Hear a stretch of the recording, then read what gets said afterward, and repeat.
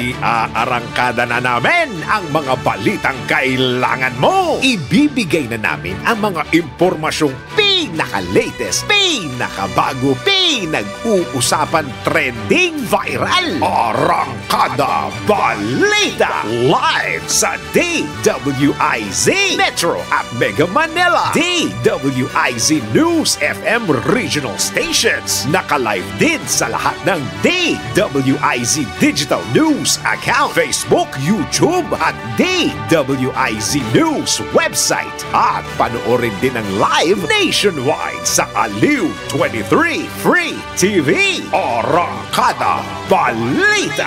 Arangkada na sina Drew Nasino at si Ate Juday, Judith Estrada Lerino. Gising ang morning mo sa Arangkada Balita.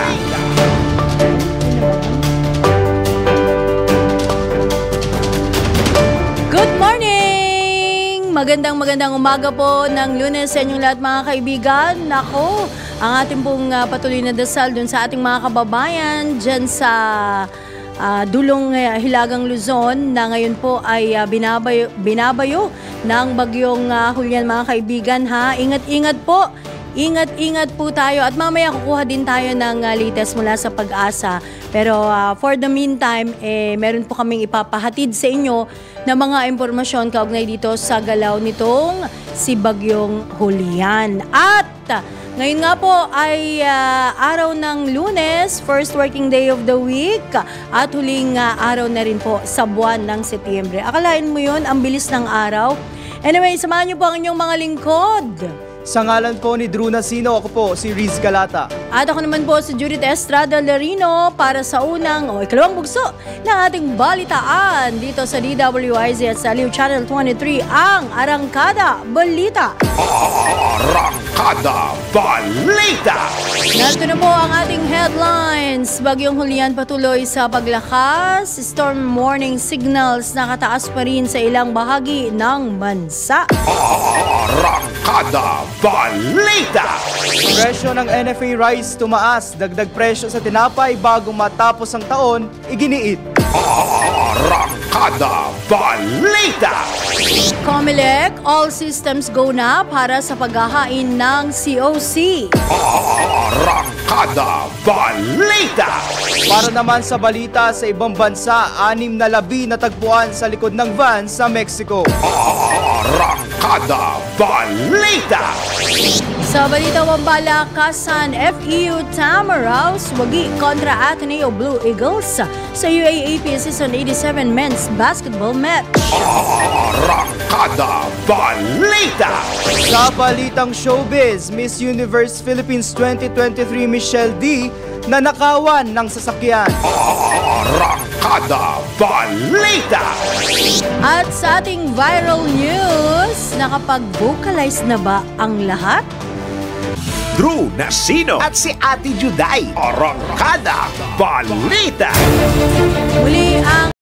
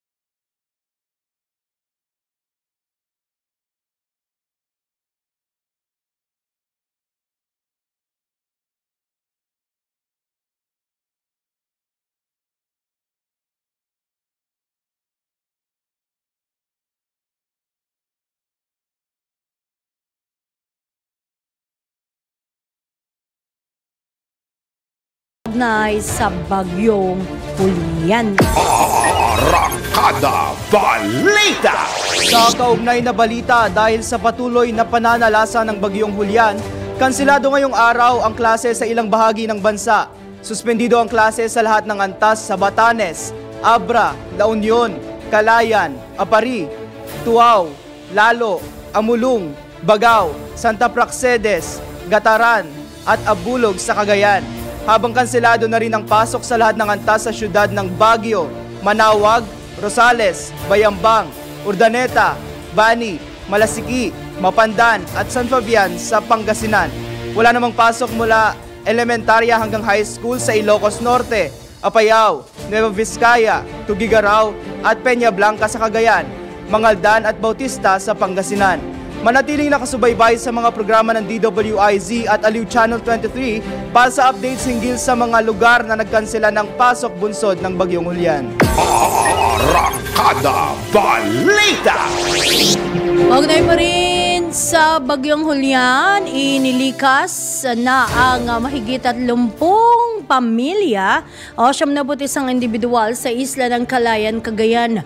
Ito ay ayon sa Cagayan Provincial Disaster Risk Reduction and Management Office ay dahil sa patuloy na paglakas at pananalasa ng bagyong Julian sa nasabing lugar. Batay sa Cagayan PDRRMO, nananatili ang mga naturang residente sa 3 evacuation centers, kabilang na ang simbahan at barangay hall. Patuloy pa rin nakabantay ang mga opisyal ng barangay upang matiyak na ligtas ang kanilang mga nasasakupan. Arangkada Balita! Samantala, itinaas ng National Food Authority Council ang selling price o presyo ng NFA rice. Ayon kay NFA Administrator Larry Lacson, mabibili ng DSWD o Department of Social Welfare and Development at LGUs o Local Government Units ang NFA rice sa 38 pesos kada kilo mula sa dating 25 pesos kada kilo. Nalulugi na nila ang gobyerno ng 70% sa ilalim ng 25 pesos kada kilo na presyuhan ng NFA rice. Ang NFA rice ay ang nagsisilbing buffer stock ng bansa at pangunahing nagagamit sa panahon ng kalamidad para sa mga relief operations. Arangkada Balita! Samantala, 11 minuto makalipas ang 5 ng umaga, aminado naman ang Philippine Federation of Bakers Association Incorporated na hindi nila maipapangakong walang magiging aumento sa presyo ng tinapay hanggang matapos ang taong ito. Ayon kay Phil Baking spokesman Chido Chavez, patuloy pa nilang binabantayan ang presyo ng raw materials, partikular na ang harina na inaangkat lamang sa ibang bansa. Maging ang cooking oil at liquefied petroleum gas ay malaki rin anyang epekto kapag nagkakaroon ng price adjustment sa pandaigdigang merkado. Samantala, umaasa naman ang grupo ng mga panadero na mabibigyan din sila ng subsidy ng pamahalaan maging ang maliliit na bakery sa bansa. Ito'y sa harap ng pagkalugi ng ilan pang kapag nagtataasan ng presyo ng mga produksyon sa paggawa ng tinapay. Matatanda ang una ng inihayag ng DTI na walang magiging pagtaas sa presyo ng mga bilihin. Arangkada Balita! All systems go na ang Commission on Elections para sa paghahain ng Certificate of Candidacy ng mga kandidato sa 2025 midterm elections. Ayon kay COMELEC spokesman John Rex Laudianco, mahigit 1,000 mga kandidato at party list ang inaasahan nilang magpapasa ng COC. Kaugnay nito, tiniyak din ni spokesman Laudianco na kayang-kaya nilang gampanan ang kanilang tungkulin kahit pa magkasunod na araw lamang ang last day ng voters registration at unang araw ng filing.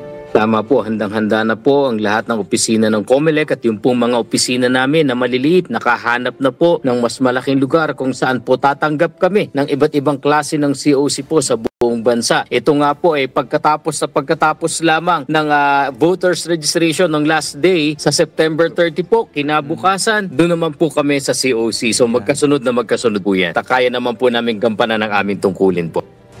Nilinaw naman ng COMELEC official ang ilang basihan sa pagdedeklara ng isang kandidato bilang isang nuisance candidate. Dalawa yung sinabi ng Supreme Court. Nung una, sinabi hindi magiging dahilan para maging nuisance candidate dahil lang sa hindi ka kilala o kaya ay wala kang political machinery. Doon sa ikalawang kaso, sinabi din po na hindi sapat na basihan para ma-declare na nuisance candidate yung pong walang pera o sabihin na natin na walang financial capacity sa pagtakbo. Ang importante po, ngayon talaga malinaw, talagang ma-determine na walang bona fide intention na tumakbo yung isang kandidato regardless kung may political party, regardless kung wala, regardless kung may pera. At yung ikalawa nga po, yung kitang-kita natin, yung talagang masama yung intensyon. Manloloko dun sa mga totoong kandidato at lilituhin yung ating mga kababayan. Iyan po ang tinig ni COMELEC spokesman Attorney John Rex Laudianco sa panayam ng DWIZ. Arangkada Balita! Nagpaalala naman ang COMELEC sa publiko na ngayon o hanggang ngayong araw na lamang na ito ang huling araw ng pagpaparehistro para makaboto sa 2025 elections. Binigyan din ni COMELEC Chairman George Erwin Garcia na hindi na palalawigin ng kanilang ahensya o ng COMELEC ang nasabing petsa ng pagpaparehistro. Naniniwala sa Chairman Garcia na nagbigay na sila ng sapat na panahon kung kaya't hindi na ito dapat mas pahabain pa kundi ay malalagay na sa alanganin ang kanilang timeline. Batay sa huling o dagdag pa ng COMELEC official, kailangan na nilang isapinalang listahan ng mga botante para sa darating na eleksyon at listahan ng mga botanteng nagpalipat ng presinto. Batay sa huling tala ng COMELEC, mayroon ng mahigit 6.4 million new voters ang nagparehistro higit sa kanilang target na 3 million. Arangkada Balita! Sa kaugnay pa rin na balita, tiniyak ng Commission on Elections na hindi na makakalusot ang mga botante na nagnanais magkaroon ng multiple registration para makaboto sa ilang presinto ngayong eleksyon. Ayon kay COMELEC spokesman Attorney Rex Laudianco, binabantayan na ng komisyon ang posibilidad na ng paglipanan ng mga naturang botante o tinatawag na flying voter. Gumagamit na aniya ang full body ng Automated Fingerprint Identification System sa pagpaparehistro, kung saan matutukoy nito kung mayroon ng dating record mula sa ibang presinto at otomatikong makakansela ang aplikasyon ng mga ito. Isa rin sa mga binabantayan ng COMELEC ang posibilidad ng paghahakot ng mga kandidato ng ilang mga botante mula sa isang lugar at ipaparehistro ang mga ito sa lugar kung saan tatakbo ang naturang kandidato. Arangkada Balita! Tuloy-tuloy tayo sa iba pang mga balita. 16 na minuto makalipas ang 5 ng umaga. Ito po sa Arangkada Balita, kuha muna tayo ng report mula sa labas ng ating himpilan.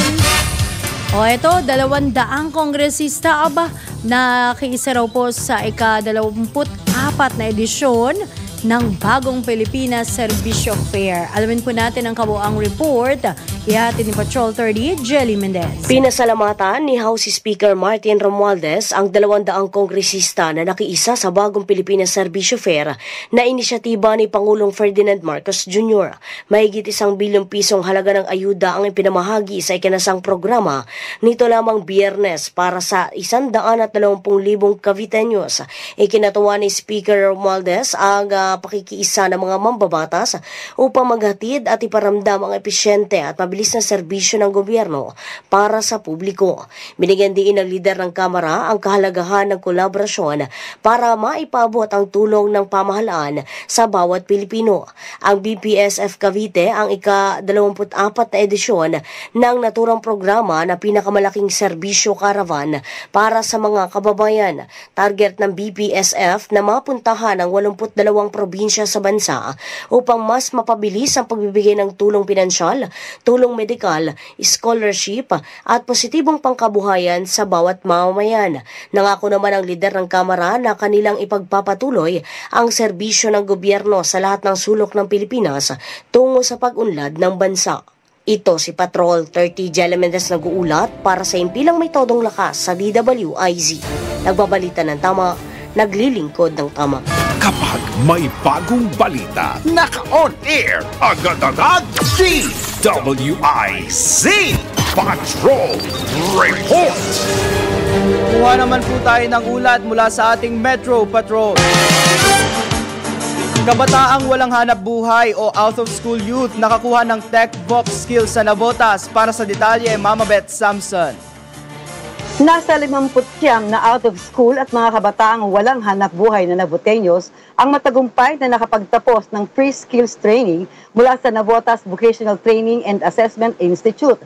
May 20 earned national certification sa shielded metal arc welding, samantalang 20 naman ang nakapasa sa assessment na barista. Dagdag pa, 11 ang nagtapos sa bread and pastry production na may 18 tumanggap ng kanilang national certification at nakatanggap din ng toolkits at allowances. Ano si Mayor John Ray Chanco, hindi ibig sabihin na hindi nakapagtapos ng formal na pag-aaral o walang diploma ay wala ng pag-asa. May oportunidad pa rin aniyang umasenso, importante na mayroong tamang skills at pag-uugali. Hinimok naman ni Chanco ang mga trainees na samantalahin ang mga programa ng lungsod tulad ng nego seminars na handog ng Navotas Hanap Buhay Center upang palakasin ang kanilang kaalaman. Ang Navotas ay may 3 training centers na nagbibigay ng free technical at vocational courses.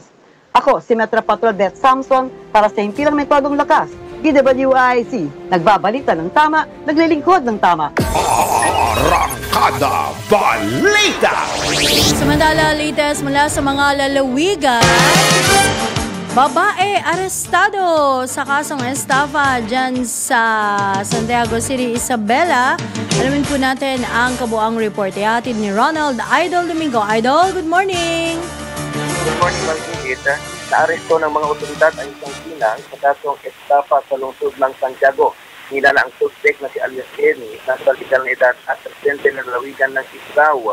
Inaresto ang DCPO Station 4 at Singyon Municipal Station ang suspect sa bisa ng warrant of arrest na inisyo ng Honorable Ejerson Almoja sa Reno at presiding judge ng RPC 1st Judicial Region Branch 79 Baguio City sa kasong estafa kung saan 140,000 pesos ang inukilang siyensa para sa kanyang pansamantalang kalayaan.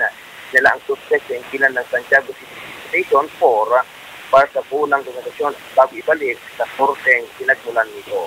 So ang Ronda Patrol, Ronald Idol Domingo, nagbulat bilang may tubungkat, DWIC, balita ng tama, naglilingkod ng tama.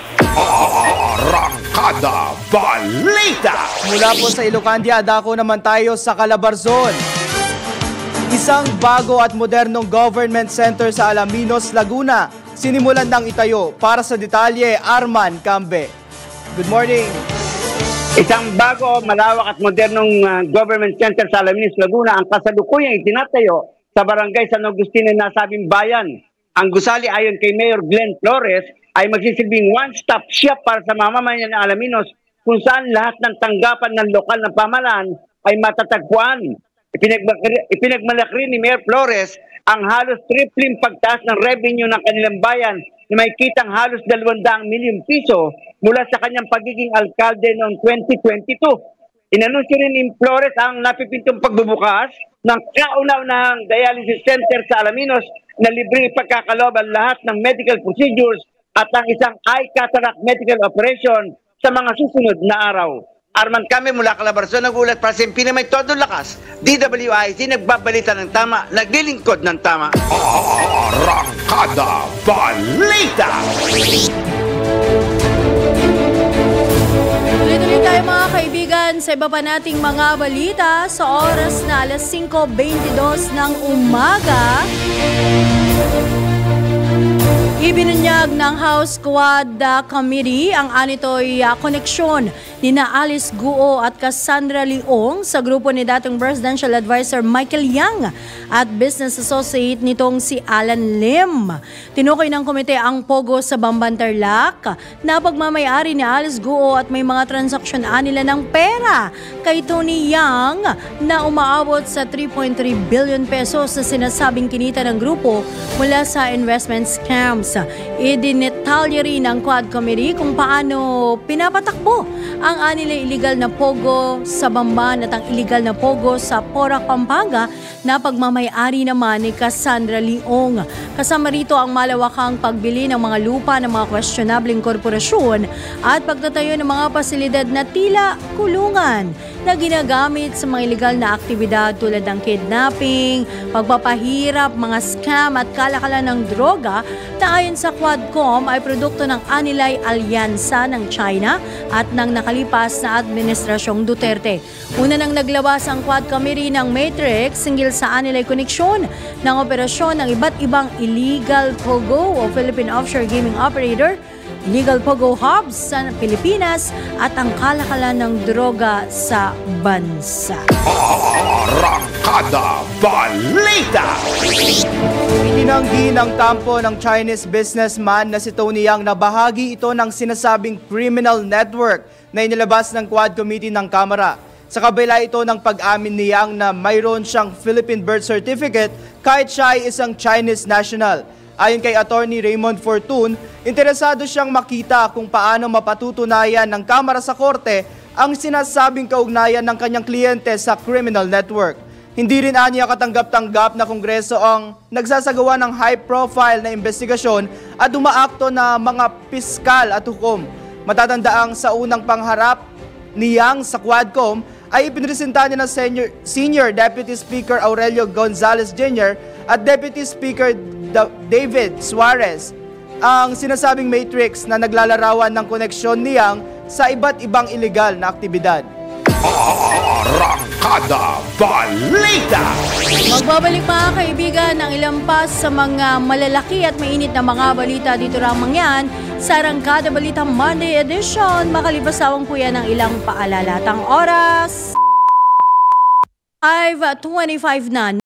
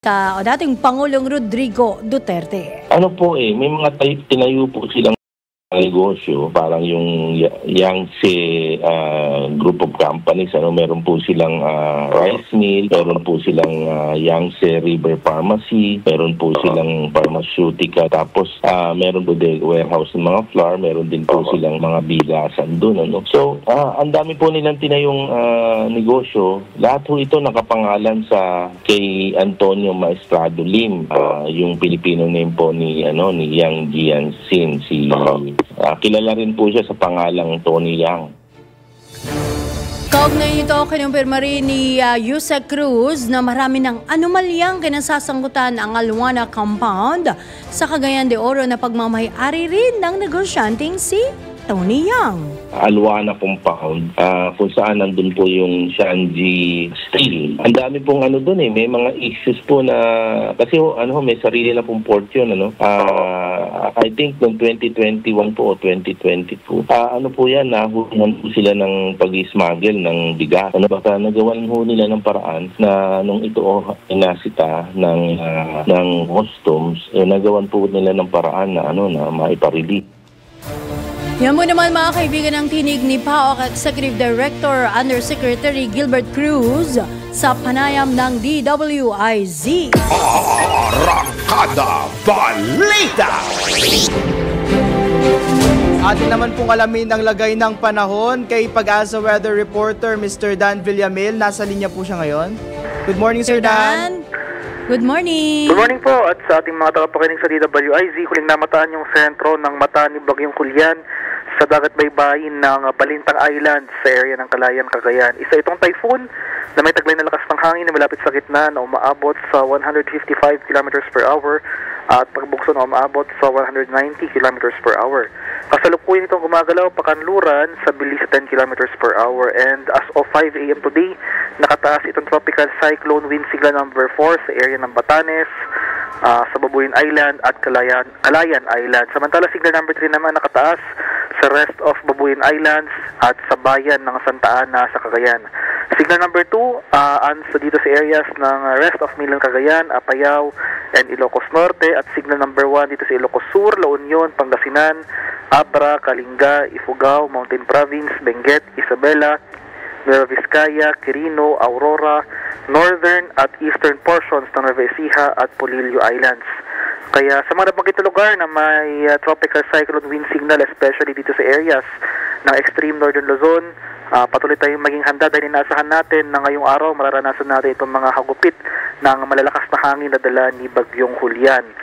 In terms naman sa mga rainfall o yung malalakas na pag-ulan na dala ng bagyo, malaking bahagi pa rin ng Hilangan Luzon makakaranas ng mga malalakas na pag-ulan ni Bagyong Julian, especially dito sa areas ng Batanes, Babuyan Islands at Ilocos Norte. Posible tayong makaranas dyan ng intense torrential rains for the next 24 hours. Kaya maging handa rin tayo at alerto sa mga banta ng pagbaha at pagguhon ng lupa dahil nasahan natin ngayong araw hanggang bukas makakaranas tayo ng mga malalakas na pag-ulan ng bagyo.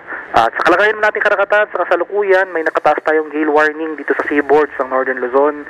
Kaya sa ating mga kababayang mangingisda at may mga sasakyang pandagat sa mga areas na ito, kung maaari ay huwag po muna tayong pumalaot dahil makakaranas tayo ng maalong karagatan na dala ng Bagyong Julian. Yes po. Oo, dito sa Metro Manila, kasi syempre concern din natin yan, lalong-lalo na yung mga estudyante, may pasok pa. Maapektuhan ba tayo? Makakaranas din tayo ng matitinding pag-ulan dulot ng Bagyong Julian? Well, ngayong umaga pa makakaranas tayo ng mga kaulapan sa samahan ng mga kalat-kalat na pag-ulan. Pero starting this afternoon hanggang bukas, ay improving weather conditions pa tayo. Dahil naasahan natin itong paggalaw ng bagyo papalayo sa atin. Good. So, kailan naman siya aalis? Di ba pwedeng ASAP? Well, may katagalan ito sa loob ng ating par, no? Since after its possible landfall or close approach to Batanes and Babuyan Islands, ipatungo naman po ito sa direksyon ng Taiwan. So, yung Taiwan po kasi nasa loob po ng ating area of responsibility. So, possible po hanggang Thursday or Friday, nasa loob pa ito ng ating par. Naku, hanggang Friday pa? So, possible po Thursday within the day ng Thursday or sa madaling araw po ng Friday yung labas na ng ating PAR. Oo, so before the weekend pa. Matagal-tagal rin pala, no, Dan? Opo, may katagalan nga po ito sa ating par. Oo, ay may tanong dito si aking partner na si Riz. Sir Dan, bukod po sa Bagyong Julian, may binabantayan na po bang ibang parang sama ng panahon, ganyan, yung pag-asa? Well, binabantayan po tayong tropical storm sa labas ng ating par, pero malayo ito sa ating bansa, itong si Tropical Storm Jebi. Malayo ito sa ating bansa and hindi natin inaasahang papasok ng par or makaka-apekto sa atin, and wala pa naman po tayo iba pang low pressure areas na currently under monitoring. Ayun, naku. Buti naman. Sana hindi na nga pumasok, Dan. Anyway, naku. Meron ka ba bang ibang dagdag na update para sa ating mga kababayan, Dan? Mula sa pag-asa. Opo, so most of Luzon in particular, including Metro Manila, makaranas ng mga kaulapan ngayon. Pinaka-maapektuhan po ng bagyo, inulit ko po itong areas ng Northern Luzon. Kaya patuloy tayo mantabay sa mga possible heavy rainfall warnings na ini-issue ng ating Northern Luzon, Pag-asa Regional Services Division. Sila po yung nag-i-issue ng mga localized na advisories para sa Northern Luzon area. Ayun. So, maraming salamat. Maraming salamat po. Good morning. Good morning. Yan po mga kaibigan, si Dan Villamil, ang senior weather forecaster mula po sa Pag-asa. Kaugnay ito sa Bagyong Julian. So, mag-ingat-ingat Risa, narinig mo ating i-advise din sa publiko, no? Dahil sa Pag-asa, no, sila ho ang nakamonitor hanggang Friday. Thursday afternoon ba sabi niya, gabi, or hanggang Friday morning possibly lumabas patungo na ng Taiwan. Maigi nang may dala kang payong lagi. Lagi, payong at saka jacket. Ngayon, kung medyo mabigat kasi pag naka-boots, ayan ang tawag dun, yung bota. Oo, basta pag uwi ho, may nadaanan po kayong baha. Sa lahat po ng pagkakataon na pwede kayong makapaghugas, malinis po ang inyong mga paa. Lalo na kung may, excuse me, dun sa nag-aalmusal, may sugat ng konti o may whatever. Linisin hong mabuti yan, ha? So, maging ready pa rin tayo lagi, no? Lalong na. Pero sabi niya, dito sa Metro Manila, improved weather condition, starting today hanggang tomorrow, bukas, Pero, basta, ingat-ingat lang po tayo, mga kaibigan, ha? At wag ko kayong mag-alala dahil tumutok lamang sa DWIZ at sa Aliw Channel 203 para ho sa mga karagdagang update at mga bagong impormasyon kaugnay po sa Bagyong Julian. Arrancada Balita! Kuha po muli tayo ng pag-uulat mula sa labas ng himpilan.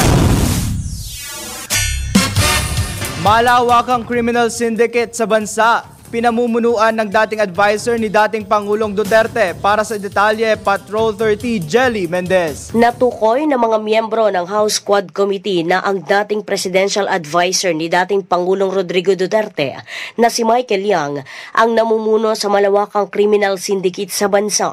Kasunod ito ng ipresenta ni na Senior Deputy Speaker Aurelio Dong Gonzales Jr. at Deputy Speaker David J.J. Suarez ng detalyadong matrix upang maipagkita ang criminal network ni Yang at kasabwat nitong si Alan Lim na isinasangkot sa bentahan ng illegal na droga at money laundering gamit ang POGO o yung Philippine Offshore Gaming Operators.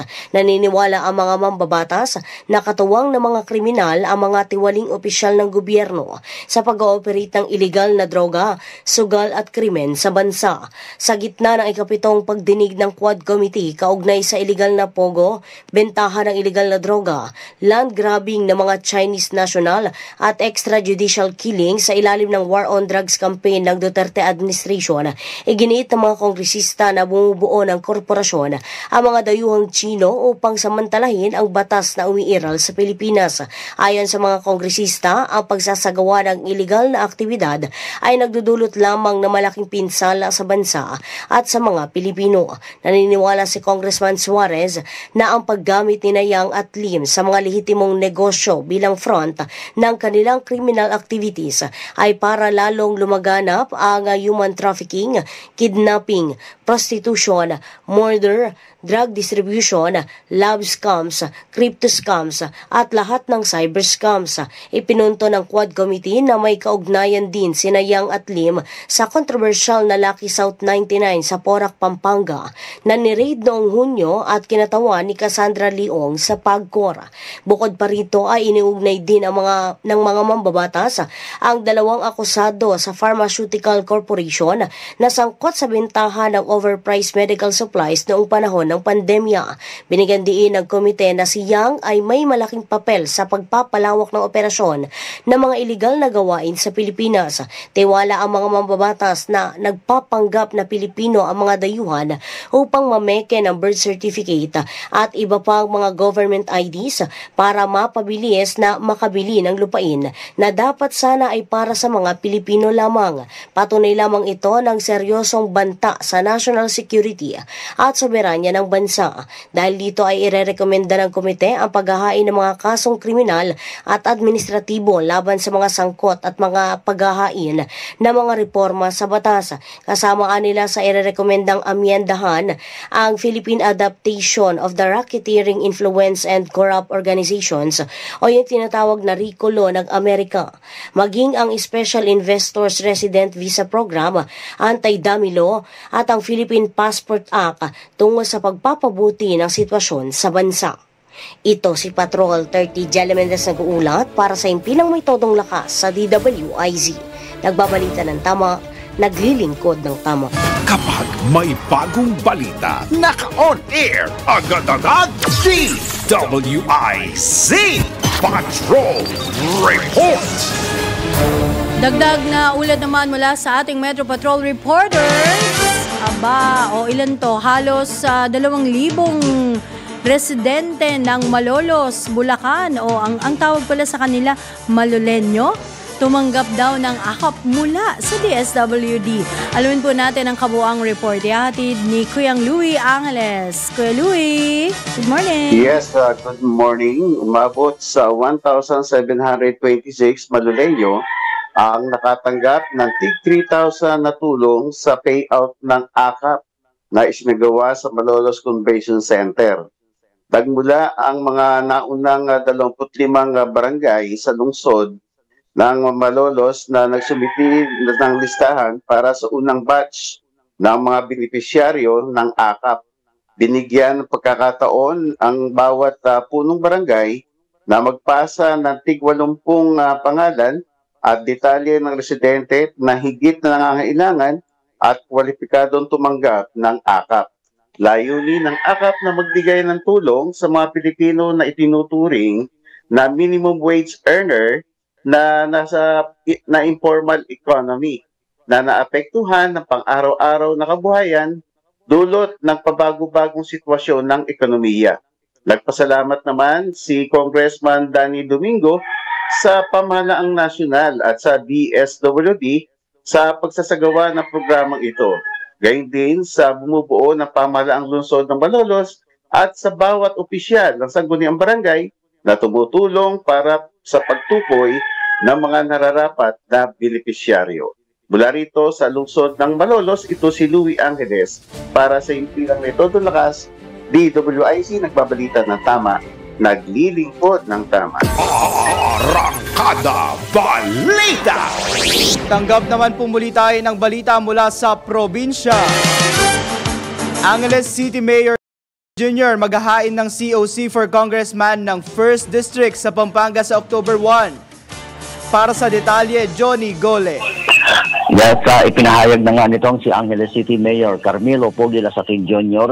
na maghahain na ito ng kanyang Certificate of Candidacy sa October 3rd bilang kinatawan ng unang distrito sa lalawigan ng Pampanga na sumasaklaw nitong siyudad ng Angeles, Mabalacat at bayan ng Magalang. Sa harap ng kanyang mga taga-suporta, sinabi ni Mayor Lasatin na nais niyang palawakin pa yung kanyang serbisyo publiko kapag papalarin kinatawan na ng mababang kapulungan ng Kongreso. Anya kung paano niya pinagsilbihan ng 6 na taon bilang alkalde itong siyudad ng Angeles, gusto niya itong dalhin na palawakin sa unang distrito ng lalawigan.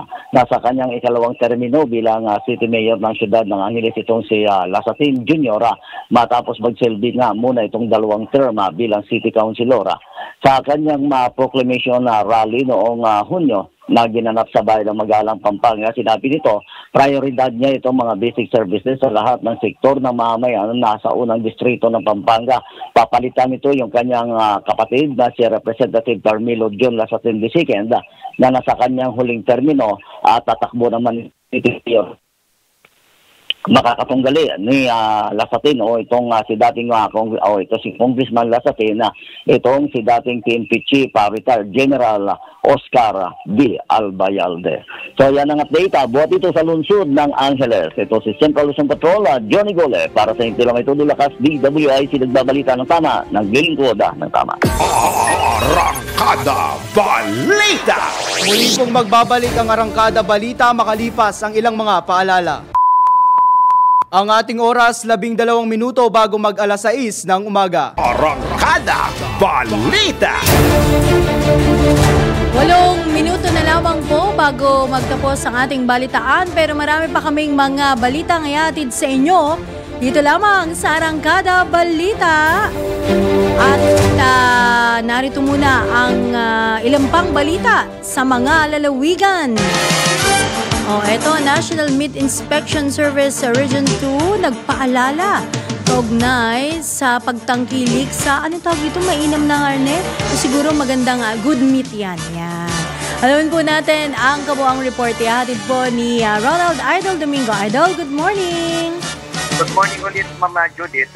Muling nagbigay paalala ang National Meat Inspection Service Regional Technical Operations Center 2 sa ugnay sa nararapat na pagtangkilik sa mainam at dekalidad na karne.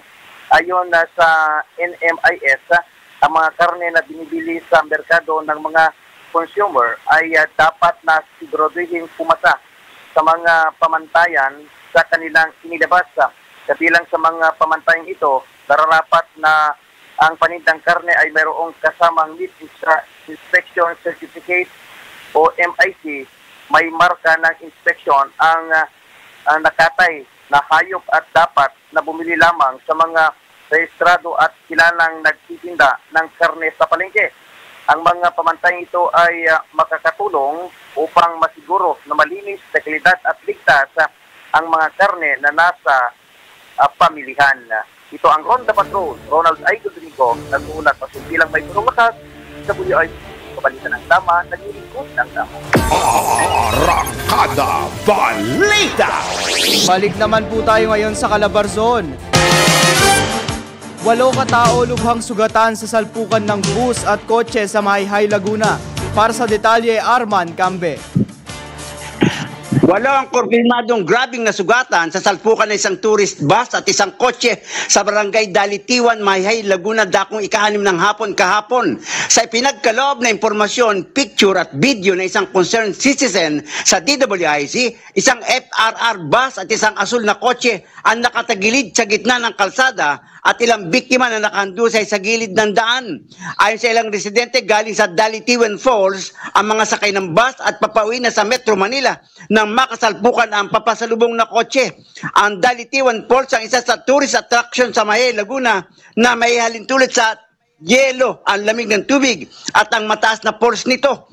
Sinikap ng ilang beses ng DWIC na makuha ang detalye sa tanggapan ng Mahihai Police Station, subalit hindi ito nagbigay ng anumang impormasyon tungkol sa insidente. Arman Cambe mula Calabarzon, nagulat para sa Impila May Todong Lakas. DWIC nagbabalita ng tama, naglilingkod ng tama. Arangkada Balita! Sa iba pang balita, 3,000 foreign pogo workers nakaalis na ng bansa. Alamin po natin ang iba pang detalye sa ulat na ito ni Patrol 5, Ayayu Pangko. Nakaalis na ng bansa yung nasa 3,000 foreign pogo workers matapos na ma-downgrade ang kanilang visa. Ayon sa Bureau of Immigration, 55% ito noong kabuuang 5,955 visa na kanilang na-downgrade. Una nang binigyan ng Department of Justice o DOJ yung mga foreign pogo workers ng deadline na October 15 upang kusang i-downgrade ang kanilang visa. Ipinag-utos namang umalis ng Pilipinas ang mga bigong sumunod dito sa loob ng 79 na araw. Saka namang isasagawa ang deportation ng Bureau of Immigration kapag hindi pa rin sila umalis bago ang huling araw ng 2024. Ito yung Patrol number 5. Ayayu pa ko para siyempre may talang lakas. DWIC, nagbabalita ng tama, naglilingkod ng tama. Kapag may bagong balita, naka-on air, agad-agad, DWIC Patrol Report. Mga balitang dapat alam mo kahit sa labas ng bansa. DWIC Balita sa ibang bansa. Nadiskubre ng mga otoridad ang 6 na labi sa loob ng abandonadong van dyan sa Sinaloa, Mexico. Ayon sa mga otoridad, nakita nila ang mga labi na nakabalot sa bag at nakatali ng ribbon sa likod ng sasakyan. Natagpo ang nakatirik ang nasabing van sa kalsada ng Kulikan kung saan may nakasulat dito na Bienvenidos sa Akulikaan o Welcome to Kuliakan yon. Patuloy pa rin ang sinasagawang investigasyon ng pulisya upang matukoy kung sino ang posibleng nasa likod ng nasabing krimen. Arangkada Balita! Sa mundo ng palakasan, ang latest malalaman sa DWIZ Sports News. Nakuha ng Far Eastern University Tamaraws ang kauna-unahang panalo nito sa men's basketball match ngayong UAAP Season 87. Ito ay matapos nilang mapataob ang Ateneo Blue Eagles sa puntos na 66-65. Isang puntos lang, partner. Pinangunahan ni Joric Bautista ang Tamaraws matapos maka 18 points, 5 rebounds at isang assist. Susunod na makakalaban ng FEU ang UST Growling Tigers sa darating na Sabado. Arangkada Balita! Ito na ang latest, bagong-bago, fresh na fresh, DWIZ Showbiz News! Oh, sige ko, sana may naalala na ako dun sa FEU at saka sa UST eh. Kasi di ba niloloko nila, FEU daw forever useless. FEU nga naman. Yung UST, wag na lang, magang-maga, saka na lang. Baka magalit sa akin mga taga-uste, aha. Oo, hindi, joke lang naman yun. Dati pa yun. Oo, matagal na panahon na yun. Although matindi pa lang rivalry niyan nung mga unang panahon na nagsisimula pa lang ang UAAP. Anyway, ito na nga ating showbiz. Sumegway pa ako sa sports pa kay Lamera. Hindi po napigilan ni Miss Universe Philippines 2023 Michelle D na ibahagi sa social media. Naku, ang pagkadismaya matapos manakawan ng sasakyan ng kanyang kakilala at girlfriend nito.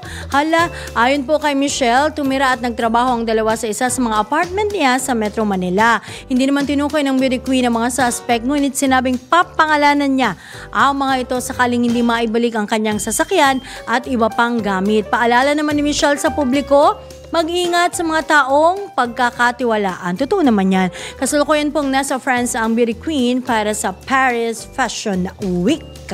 Arangkada Balita! Sa ating viral news, nakapag-vocalize na po ba ang lahat? Aba, bakit? Kinaaliwan ngayon ng mga netizens ang isang filter sa TikTok kung saan kailangan mong ma-hit ang tamang nota upang makapasok sa circuit at makaabot sa finish line. Kanya-kanyang pakulo ang mga netizens. May mga perfect pitch, may nawawala sa nota at mayroon din namang mga nagwawala. Kagaya na lamang nito. Panoorin po natin.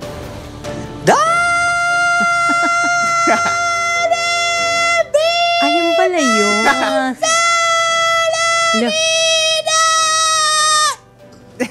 Grabe. Ayan, kaya mga netizens, hinay-hinay sa paggawa ng challenge na ito at baka kayo'y mawalan ng boses. Sabi nila for the views naman di ba? Yung iba marami ng views, marami ng subscribers. So, ang kapalit niyan how much, di ba? So, kahit mawala na ng boses. Anyway, maraming salamat una tigit sa lahat sa ating Panginoong Diyos sa pagkakataon na tayo po'y makapag-broadcast sa first working day of the week sa, Lunes. Salito tuloy ako. Happy anniversary, Home Radio 979! Ayan, yan po ang aming FM station, Home Radio 979. Muli sa pangalan po ng buong puwersa ng DWIZ News and Information Center, Gayon din Aliw Channel 23, kami po ang inyong mga naging tagapagbalita. Sa ngalan po ni Drew Nasino, ako po si Riz Galata. At ako naman po ang inyong lingkod, Judith Estrada Larino. Kami po ay nagbabalita ng tama. Naglilingkod ng tama. Susunod na, Usapang Tol kasama sina Senator Francis Tolentino at Ms. Cecile Villarosa. At pagkatapos naman po niyan, panibagong bugso ng balitaan. Sa pangalan ni John Ibanez, makakasama niyo po si Drew Nasino sa Pasada Balita. Para diretso na alive ang umaga mo. Para diretso na buhay ang dugo mo. Para diretso na ang bangon at trabaho na agad-agad. Iaarangkada na namin ang mga balitang kailangan mo. Ibibigay na namin ang mga impormasyong pinaka-latest, pinakabago, pinag-uusapan, trending, viral. Arangkada Balita live sa DWIZ Metro at Mega Manila. DWIZ News FM regional stations. Naka-live din sa lahat ng DWIZ Digital News account, Facebook, YouTube at DWIZ News website. At panoorin din ang live nationwide sa Aliw 23 Free TV. Arangkada Balita. Arangkada na sina Drew Nasino at si Ate Juday, Judith Estrada Larino. Gising ang morning mo sa Arangkada Balita. Live araw-araw, Monday to Friday, 5 a.m.